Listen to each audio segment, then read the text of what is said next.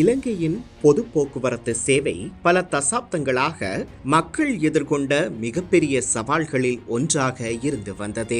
வேலைக்கு செல்லும் தொழிலாளி முதல் பள்ளிக்கு செல்லும் மாணவர் வரை தினமும் லட்சக்கணக்கான மக்கள் பேருந்து மற்றும் ரயில் சேவைகளை நம்பியே வாழ்ந்து வருகின்றனர். ஆனால் நெரிசலான பேருந்துகள், தாமதமாக இயங்கும் ரயில்கள், ஒருங்கிணைப்பு இல்லாத நிலையங்கள், பழுதடைந்த வசதிகள், மாற்றுத்திறனாளிகளுக்கான அணுகல் குறைபாடுகள் போன்ற பிரச்சனைகள் பொதுமக்களின் அன்றாட வாழ்க்கையை கடினமாக்கி வந்தன. இந்த நிலையை மாற்ற வேண்டிய அவசியம் நீண்ட காலமாக இருந்தது. அந்த தேவையை உணர்ந்து தேசிய மக்கள் சக்தி அரசாங்கம் பொது போக்குவரத்து துறையில் ஒரு புதிய மாற்றப்பாதைக்கான வேலை திட்டத்தை தொடங்கியுள்ளது. இது வெறும் புதிய பேருந்துகள் அல்லது புதிய ரயில் சேவைகள் பற்றிய திட்டமல்ல. மாறாக முழு போக்குவரத்து அமைப்பையும் நவீனமயப்படுத்தி மக்களுக்கான தரமான, பாதுகாப்பான, நேர்த்தியான சேவையை வழங்கும் ஒரு தேசிய அபிவிருத்தி திட்டமாகும். இந்த திட்டத்தின் முக்கிய அம்சம் மின்சார ரயில் சேவையாகும். இதுவரை டீசல் இயந்திரங்களை அதிகமாக நம்பியிருந்த ரயில் சேவையை படிப்படியாக மின்சார அடிப்படையிலான சேவையாக மாற்றும் திட்டத்தை அரசு முன்வைத்துள்ளது.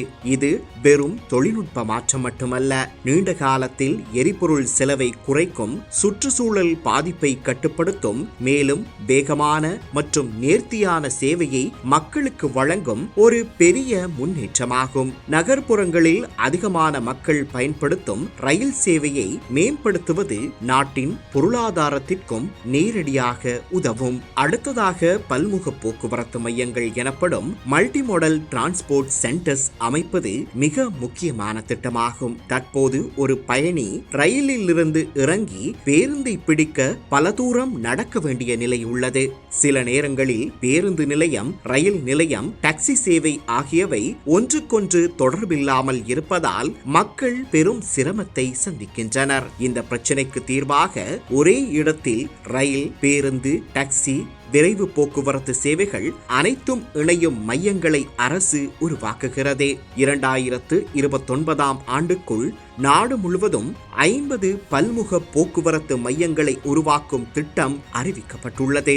கொழும்பில் மட்டும் 15 மையங்கள் விரைவாக செயல்படுத்தப்பட உள்ளன. மாக்கும்பர பல்முக போக்குவரத்து மையம் இதற்கான முக்கிய முன்னோடி திட்டமாக பார்க்கப்படுகிறது. புறக்கோட்டை மத்திய பேருந்து நிலையம் உள்ளிட்ட பல முக்கிய மையங்களும் புதுப்பிக்கப்படுகின்றன. மூன்றாவது முக்கியமான மாற்றம் லங்கா மெட்ரோ டிரான்சிட் அல்லது மெட்ரோ பஸ் சேவிஸ் ஆகும். இது பழைய போக்குவரத்து முறைமையை மாற்றும் புதிய தரநிலையை உருவாக்கும் முயற்சியாக பார்க்கப்படுகிறது. குளிரூட்டி வசதி, தாழ்தளம், டிஜிட்டல் கட்டண முறை, நேர அட்டவணை அடிப்படையிலான சேவை, பாதுகாப்பு வசதிகள் ஆகியவற்றுடன் கூடிய புதிய தலைமுறை பேருந்துகள் அறிமுகப்படுத்தப்பட்டுள்ளன. கொட்டாவ, கடவத்தை, மொரட்டுவை போன்ற பகுதிகளில் இருந்து புறக்கோட்டையை இணைக்கும் சேவைகள் ஆரம்பிக்கப்பட்டுள்ளன. இது பொதுமக்களுக்கு வேகமான மற்றும் மரியாதையான பயண அனுபவத்தை வழங்குகிறது. மக்கள் நேரத்தை மிச்சப்படுத்துவதோடு தினசரி பயணத்தில் ஏற்படும் மன அழுத்தத்தையும் குறைக்கிறது. குறிப்பாக மாற்றுத்திறனாளிகளுக்காக அறிமுகப்படுத்தப்பட்ட தாழ்தள பேருந்துகள் மிகுந்த வரவேற்பை பெற்றுள்ளன.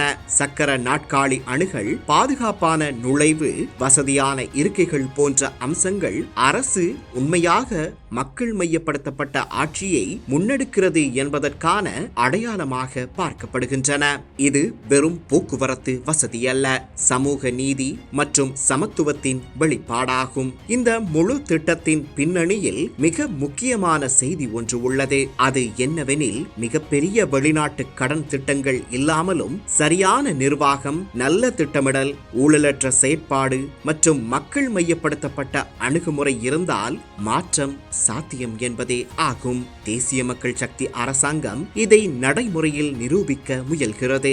பொது போக்குவரத்து சேவை அபிவிருத்தியில் தேசிய மக்கள் சக்தி அரசாங்கம் மேற்கொண்டுள்ள இந்த முன்னேற்றங்கள் மக்களிடையே பெரும் வரவேற்பையும் பாராட்டையும் பெற்றுள்ளன. மக்கள் தங்கள் அன்றாட வாழ்க்கையில் நேரடியாக மாற்றத்தை உணர ஆரம்பித்துள்ளனர். இந்த வெற்றிகரமான போக்குவரத்து அபிவிருத்தி மாதிரியை கல்வி, சுகாதாரம், விவசாயம், பொருளாதாரம் மற்றும் நிர்வாகம் போன்ற மற்ற துறைகளிலும் செயல்படுத்த வேண்டும். அதே நேரத்தில் மக்கள் நம்பிக்கையை வெல்லும் இந்த நல்லாட்சி பாதை தொடர்ந்து வலுப்பெற வேண்டும். அப்படியானால்தான் நாம் அனைவரும் எதிர்பார்க்கும் வளமான நாடு, அழகான வாழ்க்கை என்ற இலக்கு நனவாகும்.